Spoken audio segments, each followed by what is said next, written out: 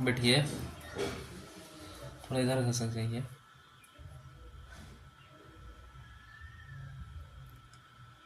ठीक, आप भी वहीं पे बैठ जाइए। अरे वो कुर्सी ले लीजिए उधर से। ठीक है, ठीक है, बढ़िया, बोलिएगा नहीं कुछ भी। देखिए, आज से हम लोग पढ़ेंगे मध्यकालीन भारत का इतिहास, मध्यकालीन भारतीय इतिहास। ठीक है, देखिए मध्यकालीन भारतीय इतिहास का मतलब क्या है कि भारत में मुस्लिमों का राज, यानी कि भारत में मध्यकालीन भारतीय इतिहास में पूरी तरह से हम लोग मुस्लिम के विषय में जानते हैं, मुसलमान हिंदू के विषय में जानते हैं, लेकिन मुख्य रूप से जो है मुसलमान के विषय में ही जानते हैं, मुस्लिम आक्रमणकारी के विषय में जानते हैं, उसने क्या क्या किया भारत में उसके विषय में जानते हैं। तो देखिए मध्यकालीन भारतीय इतिहास, मुस्लिम आक्रमणकारी। भारत पर मुसलमानों के दो शाखा आक्रमण किए थे, भारत पर मुसलमानों के दो शाखा आक्रमण किए थे, एक तुर्की मुसलमान और एक अरबी मुसलमान, यानी एक अरबी मुसलमान और एक तुर्की मुसलमान। तो भारत पर मुसलमान के दो शाखाओं ने आक्रमण किया था, एक अरबी मुसलमान और एक तुर्की मुसलमान। अब पहले किसने किया था? तो पहले किया था अरबी मुसलमान। भारत पर मुसलमानों के दो शाखा आक्रमण किए थे, पहले किए थे अरबी मुसलमान, उसके बाद किए थे तुर्की मुसलमान। तो पहले किए थे अरबी मुसलमान। अरबी मुसलमान में सबसे पहले जो भारत पर आक्रमण किए थे वो किए थे मोहम्मद बिन कासिम। मोहम्मद बिन कासिम अरबी आक्रमणकारी में जो सबसे पहले भारत पर आक्रमण किए थे वे थे मोहम्मद बिन कासिम किए थे। और मोहम्मद बिन कासिम जो थे भारत पर आक्रमण ऐसे नहीं कर दिए थे। मोहम्मद बिन कासिम एक व्यापारी थे। मोहम्मद बिन कासिम क्या थे? तो व्यापारी थे और उसका व्यापार चलता था। मोहम्मद बिन कासिम एक व्यापारी था और वो व्यापार करते थे। उसका व्यापार जो था ईरान और श्रीलंका के बीच होता था। उसका जो व्यापार है वो ईरान और श्रीलंका के बीच होता था। अब ईरान देखिएगा तो आप वर्ल्ड में जब देखिएगा तो ईरान देखिएगा कि भारत के सीधे उत्तर में है ईरान, और श्रीलंका जो है भारत के दक्षिण, भारत के नीचे में, भारत के मानचित्र पर भी श्रीलंका को दिखाया जाता है, तो नीचे में है श्रीलंका। तो वहीं पर उन दोनों के बीच होता था इसका व्यापार। अब ईरान और श्रीलंका के बीच व्यापार होता था, तो इसमें होता क्या था कि इसमें बीच में पड़ता था भारत, और भारत से होकर के उसका व्यापार होता था। तो भारतीय क्षेत्र में ही एक क्षेत्र था सिंध क्षेत्र, एक क्षेत्र था सिंध क्षेत्र, और सिंध क्षेत्र में एक बंदरगाह था। उस बंदरगाह का नाम था थट्टा। उस बंदरगाह का नाम थट्टा नामक बंदरगाह था। और थट्टा नामक बंदरगाह पर, अब बंदरगाह का मतलब होता है जहाँ पे जहाज सब आकर के रुकता है, माल सब उतरता है, फिर उस पर लादा जाता है जहाज पे, यानी पानी वाला जहाज, वो उसे क्यों कहा जाता है? बंदरगाह। इंग्लिश में कहते हैं पोर्ट, या बंदरगाह को ही हम लोग पतन भी कहते हैं, याद रखिएगा। तो थट्टा नामक बंदरगाह पर जो है कुछ लुटेरा रहता था भारतीय क्षेत्र में, सिंध क्षेत्र। भारत में एक क्षेत्र था सिंध क्षेत्र, और सिंध क्षेत्र में ही एक बंदरगाह पड़ता था थट्टा बंदरगाह। और थट्टा बंदरगाह पर जो था कुछ लुटेरा रहता था, भारत का कुछ लुटेरा सब रहता था। वो क्या करता था? तो थट्टा नामक बंदरगाह पे जो मोहम्मद बिन कासिम का व्यापार होता था, उसके व्यापार में को लूट लेता था। लुटेरा सब क्या करता था? कुछ उसका जो है संपत्ति लूट लेता था, सामान सब कुछ लूटपाट करता था, उसके जो वर्कर्स सब थे उसके साथ मारपीट करते थे।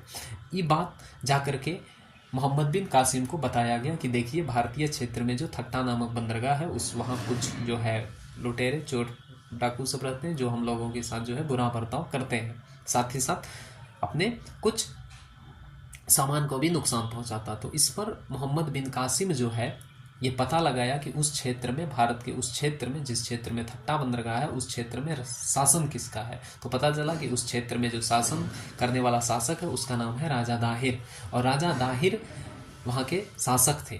तो राजा दाहिर वहाँ के शासक थे, और वहाँ राजा दाहिर जो शासक थे, तो फिर मोहम्मद बिन कासिम जो है राजा दाहिर को एक पत्र लिखा। उस पत्र में क्या लिखा? तो उस पत्र में यही लिखा कि आपके क्षेत्र में जो थट्टा बंदरगाह है उस पर जो है आपके कुछ लुटेरे रहते हैं, उसको जो है आप समझाइए, वो मेरे वर्कर्स यानी कि मेरे व्यापारियों के साथ जो है कुछ बुरा बर्ताव करते हैं, हमारे सामान को क्षति पहुंचाता है। इस पर जो था राजा दाहिर कोई ज़्यादा एक्शन नहीं लिया। उसने बोला कि लुटेरा किसी का नहीं होता है, लुटेरा किसका है? डाकू चोर किसी का थोड़े होता नहीं होता, तो आपको उसके साथ जो करना है कीजिए। इस पर जो है मोहम्मद बिन कासिम गुस्साए कि उस क्षेत्र का राजा है और राजा एक लुटेरा पर, मतलब एक लुटेरा को शांत नहीं कर सकता। इस पर आज मोहम्मद बिन कासिम गरमाए और मोहम्मद बिन कासिम जो था 712 में कर दिया आक्रमण। मोहम्मद बिन कासिम जब 712 में आक्रमण किया तो वही थट्टा नामक बंदरगाह, सिंध क्षेत्र के थट्टा नामक बंदरगाह पे किया और वहाँ के लुटेरों को पहले मारा, पूरे थट्टा बंदरगाह को पूरा खाली किया। उसके बाद जो है उसने जो है राजा दाहिर पर आक्रमण कर दिया, राजा दाहिर पर भी आक्रमण कर दिया, राजा दाहिर पर आक्रमण कर दिया। इसलिए किया कि राजा पत्र लिखा लेकिन उस पर जो ये कोई एक्शन नहीं लिया, इसीलिए आक्रमण किया था मोहम्मद बिन कासिम राजा दाहिर के ऊपर। तो राजा दाहिर के ऊपर जब आक्रमण कर दिया तो राजा दाहिर पराजित हो गया। राजा दाहिर जो था मोहम्मद बिन कासिम से क्या हो गया, पराजित हो गया। अब राजा दाहिर जब पराजित हो गया तो राजा दाहिर जिस किला में रहते थे उस किला का नाम था रावर किला, और उस रावर किला पर मोहम्मद बिन कासिम का अधिकार हो गया, मोहम्मद बिन कासिम ने अधिकार कर लिया। अब राजा दाहिर की पत्नी, राजा दाहिर की पत्नी जो थी, राजा दाहिर की पत्नी का नाम था रानी बाई, राजा दाहिर की पत्नी का नाम था रानी बाई, लक्ष्मी बाई नहीं, रानी बाई। रानी बाई जो थी वो क्या कर ली थी, जौहर कर ली थी। अब जौहर का मतलब होता है कि जब कोई महिला 16 श्रृंगार करने के बाद अपने आप को अग्निदाह कर ले, यानी आग में अपने आप को जला ले, उसी को कहा जाता है जौहर। तो वही कर ली थी ये रानी बाई। तो क्वेश्चन पूछा जाता है कि भारतीय इतिहास में जौहर होने वाली पहली महिला कौन थी, तो वो थी रानी बाई, जो किसकी पत्नी थी, तो राजा दाहिर की पत्नी थी। और राजा दाहिर एक हिंदू शासक था और मोहम्मद बिन कासिम मुसलमान था। तो ये जो था, अब मोहम्मद बिन कासिम जैसे ही राजा दाहिर को पराजित किया तो उसकी पत्नी ऑलरेडी उसके साथ कुछ, तो इसलिए जो है वो मतलब जौहर कर ली थी। लेकिन राजा दाहिर की 2 पुत्री थी और उन दोनों पुत्री को मोहम्मद बिन कासिम जो है अपने साथ लेकर चल गए, अपने क्षेत्र यानी अरब चल गए और वहाँ के खलीफा को जो है तोहफा स्वरूप में दे दिया। लेकिन उसकी दोनों जो पुत्री थी, उन दोनों पुत्री ने खलीफा के साथ षड्यंत्र रच के, यानी कि खलीफा को बोला गया कि देखिए अब हम दोनों को तो आपको उपहार में दिया, लेकिन आपको देने से पहले जो है यानी मोहम्मद बिन कासिम जो हम लोगों के साथ बहुत कुछ किया। तो इस पर खलीफा गरमा गए और खलीफा जो है मोहम्मद बिन कासिम का हत्या करवा दिए। उसके बाद कोई अरब आक्रमणकारी जो है भारत पर आक्रमण नहीं किया। उसके बाद तुर्की मुसलमान आक्रमण किया था। लेकिन इसके विषय में और भी कुछ है, और भी जानते हैं मोहम्मद बिन कासिम के विषय में। तो मोहम्मद बिन कासिम एक अरब आक्रमणकारी था। मोहम्मद बिन कासिम जो था भारत पर आक्रमण करने वाला पहला मुस्लिम शासक था। इसने 712 ईस्वी में आक्रमण किया था, सिंध क्षेत्र में आक्रमण किया था, राजा दाहिर के विरुद्ध आक्रमण किया था, जिसमें राजा दाहिर का हत्या किया था। और ये राजा दाहिर एक हिंदू शासक था, ठीक है। राजा दाहिर के रावर किला यानी जिसे दुर्ग कहा जाता, उस पर अधिकार कर लिया था। फिर जो है राजा दाहिर जो था, राजा दाहिर की पत्नी थी रानी बाई, और रानी बाई जौहर कर ली थी, ये तो बता दिए। उसके बाद राजा दाहिर की 2 पुत्री थी, जिसे मोहम्मद बिन कासिम जो है खलीफा को तोहफा में दिया, लेकिन दोनों पुत्री जो है मोहम्मद बिन कासिम की हत्या करवा दिया खलीफा के द्वारा। फिर भारत पर आक्रमण, अब जो है मोहम्मद बिन कासिम भारत पर आक्रमण जो किया था, खैबर दर्रा से होते हुए आक्रमण किया था। खैबर दर्रा वर्तमान में भारत और अफगानिस्तान पाकिस्तान के बीच है, उस समय भारत में ही था। मोहम्मद बिन कासिम का जो था भारत पर आक्रमण करने का उद्देश्य था धन लूटना और इस्लाम धर्म का प्रचार करना। भारत में सर्वप्रथम जजिया कर लगाया था मोहम्मद बिन कासिम। जजिया कर भारत में सबसे पहले कौन लगाया था, तो मोहम्मद बिन कासिम ही लगाया था। अब जजिया कर क्या था, तो जजिया कर था गैर मुसलमानों से लिया जाने वाला धार्मिक कर। गैर मुसलमानों से लिया जाने वाला धार्मिक कर, गैर मुसलमान यानी कि हिंदुओं से लिया जाने वाला एक प्रकार का धार्मिक कर था जजिया कर। अब जजिया कर मोहम्मद बिन कासिम द्वारा जजिया कर जो लगाया गया था, तो लेकिन मोहम्मद बिन कासिम, देखिए भारत में सबसे पहले जजिया कर मोहम्मद बिन कासिम ने लगाया, लेकिन मोहम्मद बिन कासिम ने जो जजिया कर लगाया था वे सब पर लागू नहीं था। सब पर लागू नहीं था, किस किस पर लागू नहीं था, तो ब्राह्मण पर लागू नहीं था, बालक पर नहीं था, बच्चा पर नहीं था, बूढ़ा पर नहीं था, बीमार पर नहीं था, और महिला पर जो है जजिया कर लागू नहीं था। तो मोहम्मद बिन कासिम ने जो भारत में जजिया कर लगाया था, मोहम्मद बिन कासिम ने जो भारत में जजिया कर लगाया था वे सब पर लागू नहीं था। किस किस पर लागू नहीं था, तो ब से बालक पे लागू नहीं था, ब से बूढ़ा पर लागू नहीं था, ब से बीमार व्यक्ति पर लागू नहीं था, ब से बच्चा पर लागू नहीं था, ब से ब्राह्मण पर लागू नहीं था, ब से वुमन यानी कि महिला पर भी जजिया कर लागू नहीं था। लेकिन जजिया कर सर्वप्रथम जो है मोहम्मद बिन कासिम ने लगाया था, लेकिन ब्राह्मणों पर सर्वप्रथम जजिया कर लगाया था फिरोज शाह तुगलक, FST। ब्राह्मणों से सबसे पहले जो जजिया कर की वसूली किया था वो फिरोज शाह तुगलक ने किया था। और फिरोज शाह तुगलक जब जजिया कर लगाया था तो इस जजिया कर को अकबर ने 1564 में समाप्त कर दिया। इस जजिया कर को अकबर जो है 1564 1564 में समाप्त कर दिया था। और पुनः जो है जब 1564 में अकबर ने समाप्त किया तो उसके बाद अगला शासक हुए औरंगजेब, और औरंगजेब जो है 1679 ईस्वी में जजिया कर लगा दिया था। और औरंगजेब जब 1679 ईस्वी में जजिया कर लगाया तो वे सब पे लागू कर दिया था। तब तक जो है भारत में अंग्रेज भी आ चुके थे। 1600 ईस्वी में ब्रिटिश ईस्ट इंडिया कंपनी की स्थापना हो चुकी थी। तो औरंगजेब जो था अंग्रेजों से भी जजिया कर लिया गया था। तो अंग्रेजों से सर्वप्रथम जजिया कर वसूलने वाला जो मतलब मुस्लिम शासक था वे औरंगजेब था। उसके बाद औरंगजेब द्वारा जो जजिया कर लगाया गया था उसको समाप्त किया था जहांदार शाह के बाद पुनः जो है फर्रुख सियर जो है जजिया कर को लगा दिया था। लेकिन फर्रुख सियर के बाद जो है एक अगला शासक हुए थे मोहम्मद शाह रंगीला, और मोहम्मद शाह रंगीला ने जजिया कर को पूर्णतः समाप्त कर दिया। उसके बाद कोई और जजिया कर नहीं लगाए थे। तो जजिया कर का यही इतिहास है। उसके बाद खजूर और ऊँट भारत लाए थे मोहम्मद बिन कासिम। खजूर और ऊँट भारत कौन लाए थे? मोहम्मद बिन कासिम भारत लाए थे। मोहम्मद बिन कासिम जो है भारत में खजूर और ऊँट लाए थे। और मोहम्मद बिन कासिम का हत्या करवा दिया गया था। उसके बाद जो है कोई अरब के मुसलमान जो है कोई आक्रमणकारी नहीं किया। उसके बाद तुर्क आक्रमणकारी का आक्रमण हुआ भारत पर। और तुर्क आक्रमण में तुर्क में एक साम्राज्य था गजनी साम्राज्य। तुर्क में एक साम्राज्य था गजनी साम्राज्य, और गजनी साम्राज्य का स्थापना किया था अल्पतगीन। गजनी साम्राज्य का स्थापना अल्पतगीन किया था 932 ईस्वी में। गजनी साम्राज्य में तुर्क में एक साम्राज्य था गजनी साम्राज्य, और गजनी साम्राज्य का स्थापना किया था अल्पतगीन। और अल्पतगीन जो है गजनी साम्राज्य की स्थापना 932 ईस्वी में किया था। अल्पतगीन का ही गुलाम था, अल्पतगीन का गुलाम था सुबक्तगीन, जो कि बाद में अल्पतगीन की बेटी से विवाह कर लिया तो अल्पतगीन का बन गया दामाद। यानी कि अल्पतगीन का गुलाम तथा दामाद कौन था? सुबक्तगीन। और सुबक्तगीन का बेटा हुआ था महमूद गजनवी। सुबक्तगीन का ही बेटा था महमूद गजनवी, और महमूद गजनवी ने भारत पर कुल 17 बार आक्रमण किया। महमूद गजनवी ने भारत पर कुल 17 बार आक्रमण किया। और महमूद गजनवी के बाद एक अगला प्रांत के शासक, गौर प्रांत के शासक ने भारत पर आक्रमण किया था। उसका नाम था मोहम्मद गौरी। और मोहम्मद गौरी जब भारत पर आक्रमण किया तो गजनी साम्राज्य का अंत करके गौर प्रांत का स्थापना कर दिया था।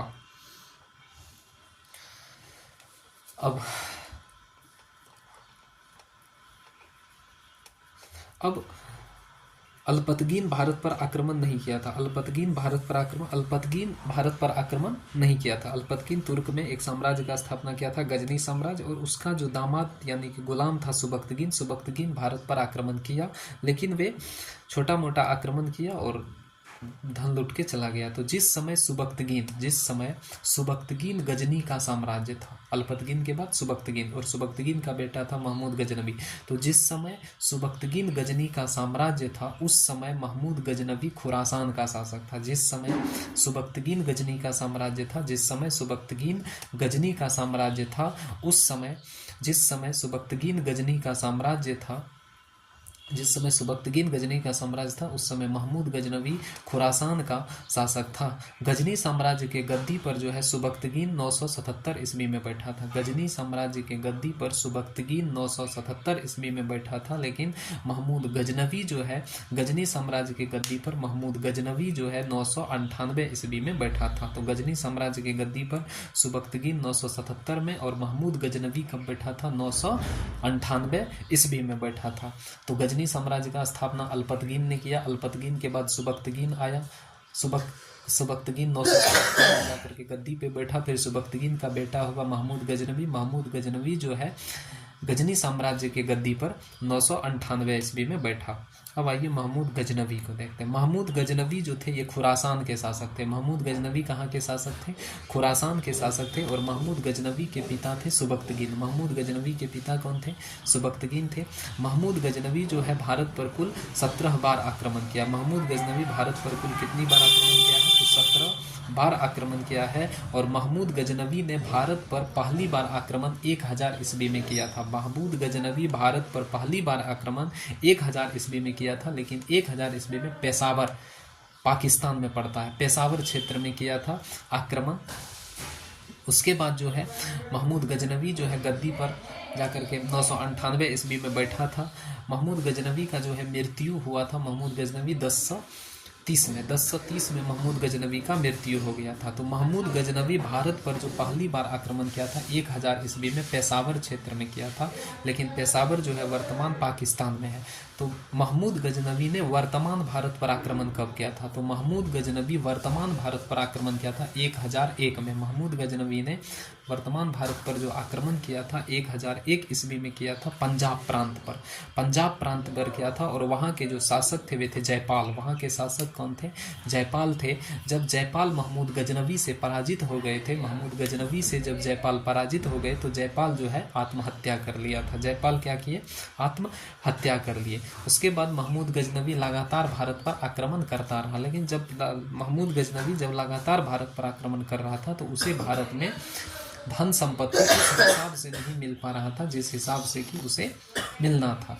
जितना कि सुना था कि भारत सोने का चिड़िया है, उसको नहीं मिल पा रहा था। तो फिर महमूद गजनवी ने यह पता लगाया कि भारत के लोग अपने धन संपत्ति कहाँ रखते हैं। तो महमूद गजनवी को आगे चल करके यह पता चला कि भारत के लोग अपनी धन संपत्ति मंदिर में रखा करते हैं, मंदिर में जमा करके रखते हैं। उसके बाद महमूद गजनवी ने जो है 1008 ईस्वी में पहली बार मंदिर पर आक्रमण किया था। महमूद गजनवी ने 1008 ईस्वी में भारत में पहली बार मंदिर पर आक्रमण किया था और वो मंदिर था गुजरात के ज्वालामुखी मंदिर। गुजरात के नागरकोट के ज्वालामुखी मंदिर पर आक्रमण किया था और वहां से काफ़ी धन संपत्ति मिला था और ज्वालामुखी मंदिर को तोड़वा दिया था, मूर्ति को तोड़वा दिया था, जिस कारण महमूद गजनवी को मूर्ति भंजक कहा जाता है। तो महमूद गजनवी ने पहली बार मंदिर पर आक्रमण 1008 में किया था। गुजरात के नागरकोट के ज्वालामुखी मंदिर पर आक्रमण किया था और वहाँ के मंदिर को तोड़वा दिया था, मूर्ति को तोड़वा दिया, जिस कारण महमूद गजनवी को जो है मूर्ति भंजक कहा जाता है। अब महमूद गजनवी का भी उद्देश्य यही था, धन लूटना और इस्लाम धर्म का प्रचार करना। उसके बाद महमूद गजनवी का जो सबसे भयानक आक्रमण था, महमूद गजनवी का सबसे भयानक आक्रमण था 16वां आक्रमण। महमूद गजनवी का जो सबसे भयानक आक्रमण था वो था 16वां आक्रमण। और 16वां आक्रमण महमूद गजनवी ने 1025 में गुजरात के सोमनाथ मंदिर पर किया था। गुजरात के सोमनाथ मंदिर पर महमूद गजनवी ने जब 1025 ईस्वी में आक्रमण किया तो वहां से काफी संपत्ति 1 लाख दिनार की संपत्ति हाथ लगा था। सबसे अधिक संपत्ति उसे सोमनाथ मंदिर पे हाथ लगा था 1025 में किया था। और महमूद गजनवी का ये 16वां आक्रमण था। वहां से धन संपत्ति लूट कर जब ये जा रहे थे तो रास्ते में जाटों ने इसके कुछ संपत्ति को लूट लिया था, जिस कारण से महमूद गजनवी ने पुनः भारत पर 17वां आक्रमण 1027 में किया था और वे जाटों के विरुद्ध आक्रमण किया था। और जाटों से ही लड़ते हुए महमूद गजनवी का 1030 में निधन हो गया।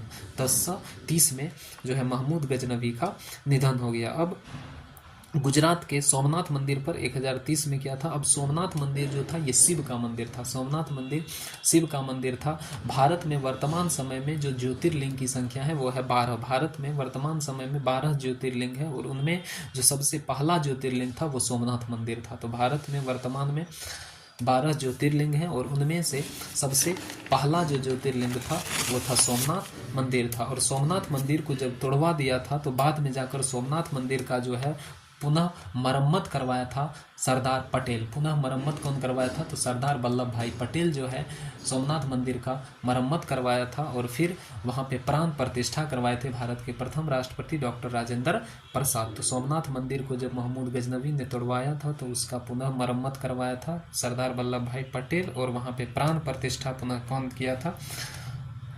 तो भारत के प्रथम राष्ट्रपति राजेंद्र प्रसाद। फिर महमूद गजनवी के कुछ संपत्ति को रास्तों में जाटों ने लूटा था और महमूद गजनवी जो है 17वां आक्रमण किया था 1027 में और फिर जाटों के विरुद्ध लड़ते हुए 1030 में जो है महमूद गजनवी का निधन हो गया। अब जिस समय महमूद गजनवी गजनी साम्राज्य का शासक था उस समय गजनी का खलीफा था अलकादिर बिल्ला। जिस समय महमूद गजनवी गजनी का शासक था, जिस समय महमूद गजनवी गजनी का शासक था उस समय गजनी का खलीफा था अलकादिर बिल्ला। और अलकादिर बिल्ला बिल्ला जो है महमूद गजनवी को दो उपाधि दिए थे। अलकादिर बिल्ला महमूद गजनवी को दो उपाधि दिए थे, एक दिए थे यामिन उद्दौला और एक दिए थे यामुल उल मुल्ला। यामिन उद्दौला और यामिन उल मिल्लाह की उपाधि जो है महमूद गजनवी को गजनी के खलीफा अलकादिर बिल्ला ने दिया था। यार महमूद गजनवी को दो उपाधि मिला था, एक यामिन उद्दौला और एक यामिन उल मिल्लाह। यामिन उद्दौला और यामिन उल मिल्लाह की उपाधि धारण किए थे। उसके बाद महमूद गजनवी जो थे ये सुल्तान की उपाधि भी धारण किए थे। तो सुल्तान की उपाधि धारण करने वाला जो पहला मुस्लिम शासक था वह था महमूद गजनवी। सुल्तान की उपाधि धारण करने वाला जो पहला मुस्लिम शासक था वह कौन था? महमूद गजनवी था। उसके बाद महमूद गजनवी का जब 1030 में निधन हो गया तो उसके बाद भारत पर अगला तुर्क शासक आक्रमण किया था और वे एक अलग प्रांत के थे, गौर प्रांत के शासक थे जिसका नाम था मोहम्मद गौरी। और मोहम्मद गौरी जो है भारत पर आक्रमण किया था। मोहम्मद गौरी जो था वो गौड़ वंश की स्थापना किए थे गजनी साम्राज्य के स्थान पर। गजनी साम्राज्य के स्थान पर एक नए वंश की स्थापना किए थे, गौड़ वंश की स्थापना किए थे। और मोहम्मद गौरी जो थे, मोहम्मद गौरी भारत पर पहली बार आक्रमण किए थे 1075 में। भारत पर जो पहली बार आक्रमण 1175 मोहम्मद गौरी जो है भारत पर पहली बार आक्रमण कब किए थे? 1175 ईस्वी में आक्रमण किए थे। और 1175 में गुजरात के मुल्तान पर आक्रमण किए थे। मोहम्मद गौरी पहली बार भारत पर आक्रमण जो किए थे 1175 में किए थे, गुजरात के मुल्तान पर किए थे। गुजरात के मुल्तान पर किए थे और वहाँ जो उस समय जो गुजरात के मुल्तान में जो वंश था, उस वंश का जो शासन था वो था सोलंकी वंश या गुजरात के चालुक्य, उसी को कहा जाता है सोलंकी या गुजरात के चालुक्य वंश। तो मोहम्मद गौरी जब भारत पर आक्रमण किए थे, मोहम्मद गौरी ने भारत पर पहली बार आक्रमण 1175 ईस्वी में किए थे और गुजरात के मुल्तान पर आक्रमण किए थे। और वहाँ जो वंश का शासक था उस वंश का नाम था सोलंकी वंश। उस वंश का नाम क्या था? सोलंकी वंश था। और सोलंकी वंश का उस समय शासक था भीम प्रथम। उस समय शासक कौन था? भीम प्रथम था। तो मोहम्मद गौरी पहली बार भारत पर आक्रमण 1175 में गुजरात के मुल्तान पर किया था। वहाँ पे किस वंश का शासन था? तो सोलंकी वंश का शासन था। शासक कौन था? तो भीम प्रथम था। और भीम प्रथम जो था मोहम्मद गौरी से पराजित हो गया। भीम प्रथम क्या हुआ? मोहम्मद गौरी से पराजित हो गया और वहां से धन संपत्ति लूट कर ले गए। कुछ दिन तक पूरे खाए। कुछ दिन खाने के बाद पुनः दोबारा आक्रमण किया। मोहम्मद गौरी ने जब दूसरी बार आक्रमण किया तो 1178 में, 3 साल बाद, पहली बार 1175, उसके बाद दूसरी बार 1178 में आक्रमण किया था। और दूसरी बार जो 1178 में आक्रमण किया था वो गुजरात के पाटन पर आक्रमण किया था, गुजरात के पाटन पर। और उस समय भी वहाँ जो है सोलंकी वंश का ही शासन था, लेकिन शासक बदल गया था। शासक था भीम द्वितीय। भीम द्वितीय हो गया था। कौन था? भीम द्वितीय। और दूसरी बार जब मोहम्मद गौरी ने भारत पर आक्रमण किया 1178 में तो भीम द्वितीय से सामना हुआ उसका और मोहम्मद गौरी जो है भीम द्वितीय से पराजित हुआ। मोहम्मद गौरी क्या हुआ? भीम द्वितीय से पराजित हुआ। तो मोहम्मद गौरी का जो है प्रथम पराजय भारत में, मोहम्मद गौरी का प्रथम पराजय 1178 में भीम द्वितीय से हुआ था। तो भारत पर उसके बाद मोहम्मद गौरी जो है भारत पर आक्रमण करना छोड़ दिया, लेकिन बाद में जाकर पुनः जो है 1191 में, बाद में जाकर पुनः 1191 में जो है मोहम्मद गौरी ने आक्रमण किया भारत पर। और इस बार गुजरात पर नहीं, इस बार जो है उसने किया था चौहान वंश पर आक्रमण किया था। चौहान वंश पर आक्रमण किया था 1191 में। और उस समय चौहान वंश का शासक था पृथ्वीराज चौहान या पृथ्वीराज तृतीय। शासक था पृथ्वीराज चौहान। और 1191 में जब मोहम्मद गौरी ने आक्रमण किया, मोहम्मद गौरी का तीसरा आक्रमण था। मोहम्मद गौरी ने जब 1191 में चौहान वंश पर आक्रमण किया तो वहाँ के शासक थे पृथ्वीराज चौहान। और 1191 में पृथ्वीराज चौहान तथा मोहम्मद गौरी के बीच जो युद्ध हुआ, उस युद्ध को इतिहास में कहा जाता है तराइन का प्रथम युद्ध। तो तराइन का प्रथम युद्ध कब हुआ? 1191 में। और इस युद्ध में मोहम्मद गौरी की हार और पृथ्वीराज चौहान की जीत हुई थी। मोहम्मद गौरी की हार और पृथ्वीराज चौहान की जीत हुई थी। मोहम्मद गौरी, लेकिन पृथ्वीराज चौहान ने मोहम्मद गौरी को छोड़ दिया। मोहम्मद गौरी पुनः अपने देश यानी तुर्क चले गए। अब मोहम्मद गौरी पुनः आक्रमण कर दिया। मोहम्मद गौरी पुनः 1192 ईस्वी में चौहान वंश पर ही आक्रमण कर